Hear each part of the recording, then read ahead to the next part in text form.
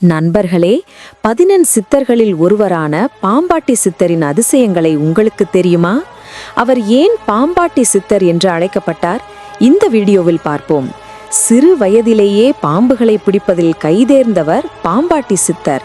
அவற்றின் விஷத்தை சேமித்து அந்த விஷத்துக்கான மருந்துகளை செய்யும் சித்த வைத்தியராகவும் திகழ்ந்தார்.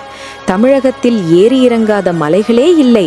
ஒருமுறை கோவை மருதமலை பகுதியில் நாகரத்தினம் காக்கும் ஒரு பாம்பை பிடிக்கச் சென்றார். அப்போது அங்கே சட்டைமுனி சித்தர் அவருக்கு காட்சி தந்தார். உனக்குள்ளே இருக்கும் நவரத்தின பாம்பை விட்டுவிட்டு வெளியே எதற்காக தேடுகிறாய்? உன்னுள் இருக்கும் குண்டலினி என்னும் பாம்பை தேடு. சட்டைமுனி சித்தரின் வார்த்தைகளை உணர்ந்த பாம்பாட்டி சித்தர் பல யோக முறைகளை பின்பற்றத் தொடங்கினார். அதன் விளைவாக அவருக்கு குண்டலினி சக்தி கிடைத்தது. பின்னாளில் பல அற்புதங்களை நிகழ்த்தி மக்களின் நோய்களையும் துன்பங்களையும் போக்கினார்.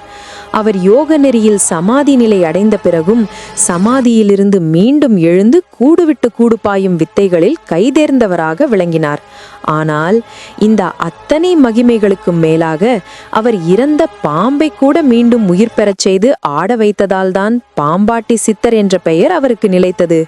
பார்த்தீர்களா நண்பர்களே, ஒரு சித்தரின் மகிமையை புரிந்து கொள்ள நாம் எவ்வளவு ஆழமாக சிந்திக்க வேண்டும் என்று. இந்த தகவல் உங்களுக்கு பிடித்திருந்தால் மறக்காமல் லைக் செய்யுங்கள், ஷேர் செய்யுங்கள் மற்றும் எங்களுடைய பக்கத்தை பின்தொடருங்கள்.